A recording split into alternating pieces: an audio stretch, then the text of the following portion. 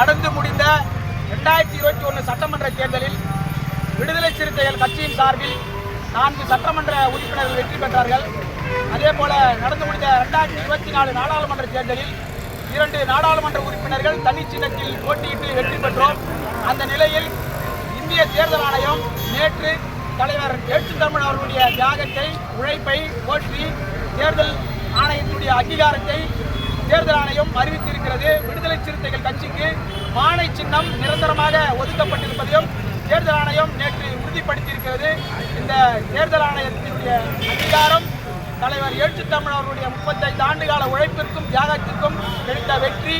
தொடர்ந்து விடுதலை சிறுத்தைகள் கட்சி தலைவர் எழுச்சி தமிழ் அவர்கள் தலைமையில் சனாதனத்திற்கு எதிராகவும் எளிய மக்களுக்காகவும் உழைக்கும் மக்களுக்காகவும் தலைவர் எழுச்சி தமிழ் அவருடைய தலைமையில் கருத்தியல் தலைமையில் தொடர்ந்து பணியாற்றுவோம். அதே போல இந்த வெற்றிக்கு உடனிருந்து அயராது பாடுபட்ட திராவிட முன்னேற்ற கழக தலைமையிலான இந்தியா கூட்டணி தலைவர்களுக்கும் மாண்புமிகு தமிழ்நாடு முதலமைச்சர் அவர்களுக்கும் விடுதலை சிறுத்தைகள் கட்சியின் சார்பில் இந்த நேரத்தில் நன்றியை தெரிவித்துக் கொள்கின்றோம்.